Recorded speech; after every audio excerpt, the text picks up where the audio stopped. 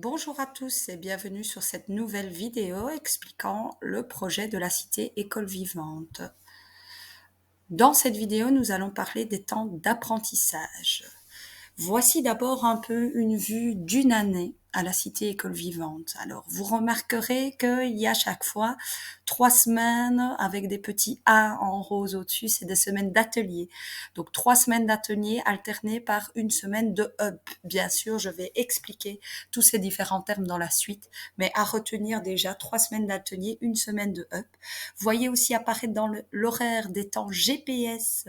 C'est des temps qu'on peut associer au conseil de classe dans les écoles habituellement, sauf que nous, l'élève, il participera. Pour avoir plus de détails sur les temps GPS, je vous invite à aller voir la capsule évaluation.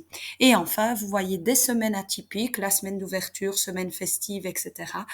Globalement, ça ressemble à des semaines qui peuvent être organisées aussi dans les écoles avec quelques petites particularités. Alors ensuite, nous arrivons à un horaire hebdomadaire. Vous voyez qu'un horaire hebdomadaire à la cité, on commence à 8h30.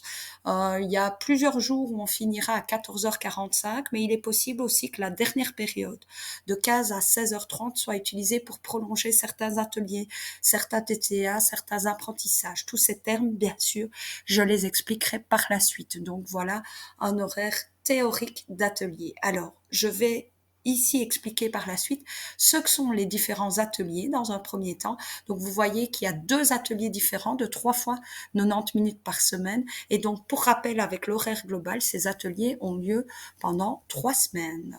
Qu'est-ce qu'un atelier? Donc un atelier, c'est un projet qui regroupe 25 élèves d'une même année avec comme but une production finale où on va travailler en interdisciplinarité. C'est bien dans ces ateliers qu'on va s'assurer qu'on suit bien tous les programmes de cours officiels.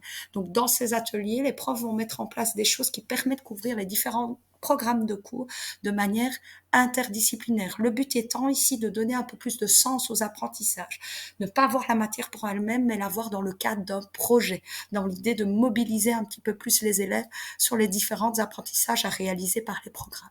Alors, un exemple d'atelier, par exemple, un podcast sur le bien-être à l'école qui vous, comme vous le voyez, peut regrouper différents cours avec différents objectifs d'apprentissage ou encore des différents ateliers qui peuvent être organisés. Vous voyez, ça va de la construction d'un mobilier à l'organisation d'une excursion. Vous imaginez bien que dans tous ces ateliers, il y a plusieurs matières qui peuvent être abordées, que ce soit des matières de la première à la quatrième, on y reviendra. Alors ensuite, dans l'horaire, vous pouvez voir apparaître ici un horaire d'une semaine de up. Donc si vous vous souvenez, dans l'horaire général, vous aviez 3 semaines d'atelier, puis une semaine de up. Ce up se réalise donc pendant une semaine au départ, et puis il y a une autre semaine qui vient 3 semaines après. Pendant les semaines de up, on a 8 ans de up, donc 8 fois 90 minutes, c'est quelque chose de très intense, comme vous pouvez le voir dans l'horaire. Alors, qu'est-ce qu'un hub? Un hub, c'est un projet interdisciplinaire qui est plus long. Vous voyez qu'il y a plus de plage horaire sur un hub, avec une production finale publique, et c'est un projet qui est réalisé en verticalité, c'est-à-dire ce n'est plus les élèves d'une même année, mais les élèves de différentes années qui vont travailler sur les hubs.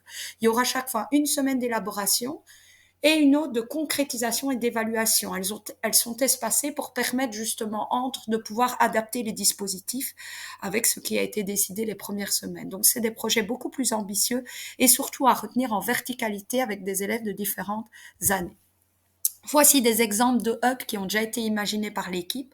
De nouveau, vous voyez qu'on est dans la concrétisation, l'idée à la cité École Vivante, de faire des choses concrètes, une radio, un défilé de mode, une création de jeux. On va être dans le travail concret sur différentes matières et ça donc comme je le disais, en verticalité. Ensuite, vous voyez aussi apparaître dans l'horaire les temps de ressources qui apparaissent dans les semaines d'atelier. Donc, dans les semaines d'atelier, on aura 3 fois 90 minutes de ressources. Que sont les ressources?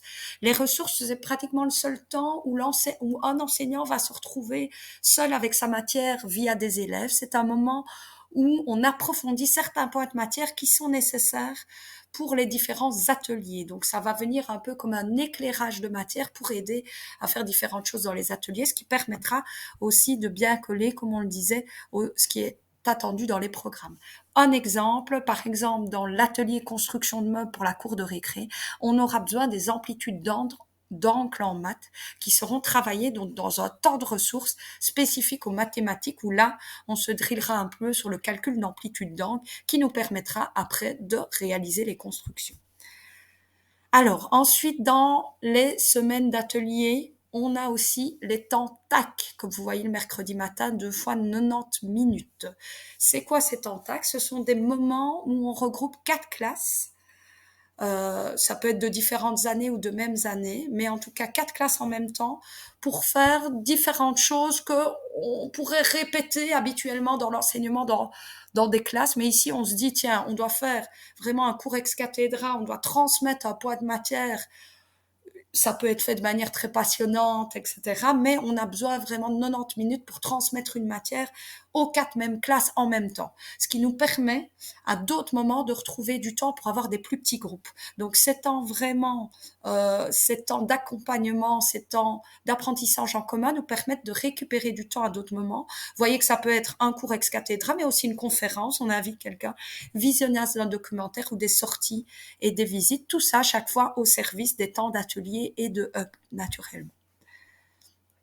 Ensuite, dans l'horaire, on voit apparaître aussi une fois par semaine des temps TAM. Qu'est-ce que le temps TAM?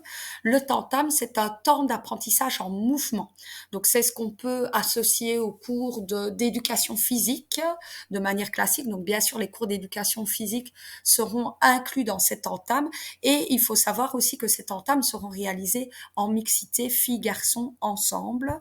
Alors, dans ces temps TAM, on peut bien sûr des cours centrés sur l'éducation physique, mais ça peut être aussi l'expression scénique.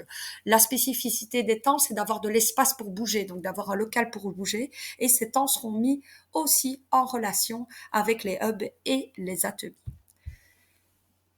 J'en ai fini pour cette vidéo. Si vous avez encore des questions sur les temps d'apprentissage, n'hésitez pas à aller commenter cette vidéo sur notre page Facebook et Instagram. On essaiera de répondre à toutes vos questions. Et si vous voulez avoir des informations sur d'autres points du projet de la Cité École Vivante, il vous suffit d'aller voir nos différentes autres capsules vidéo.